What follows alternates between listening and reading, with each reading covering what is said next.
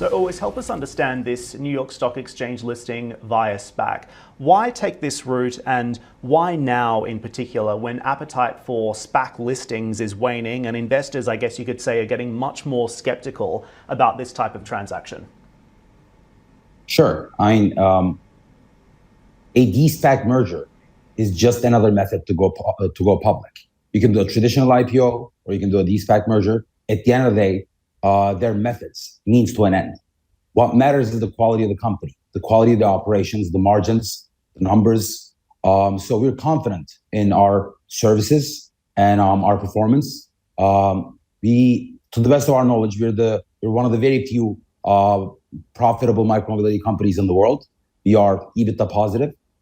We've been for a while, and we project the numbers to be much better in the coming future. But more important, among the G20 economies, Turkey is the only one without a mobility super app. So countries like Brazil, Indonesia, India have very large mobility companies that are worth billions. Turkey just doesn't have one. The goal here is to serve users in the transportation space with as many form factors or vehicles as we can and become Turkey's mobility super app real soon.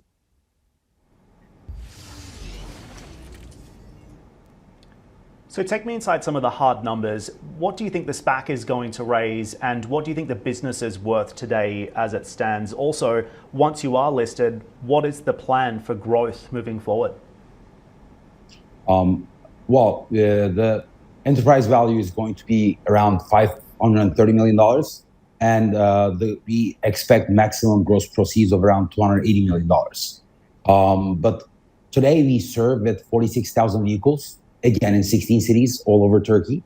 The goal is to take that over 100,000 after the listing. So we are trying to grow in every city that we can, with every type of vehicle that we can, because we know that a healthy mix of different vehicles is complementary to fulfilling the needs of the average user.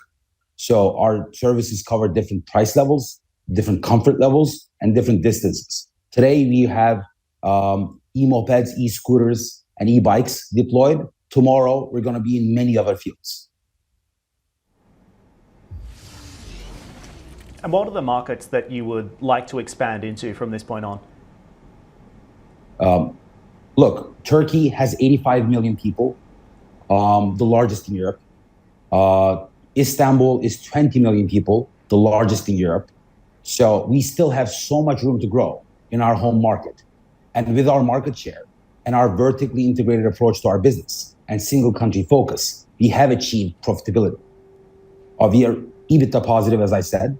And today and in the coming future, we're looking at our own market and looking to grow it as much as we can, because we know that there's very high demand, especially in the post-pandemic world, where transportation has gotten fairly expensive and alternatives are limited and demand has surged, which made all levels of government very pro-mobility business as well. And of course, serving a congestion and solving a congestion challenge is one of the key reasons why governments might be more supportive from a regulatory perspective to allow businesses like Marti to continue to grow and expand. What about when it comes to the personal uptake of these micro-mobility solutions? What would you say are some of the barriers to your growth moving forward and the growth of this sector overall? Obviously, we're very bullish on this. We see incredible demand. Micromobility is in high demand everywhere around the world, and particularly in Turkey, where gas prices and the inflation and car prices have made it fairly difficult for somebody to get around the city.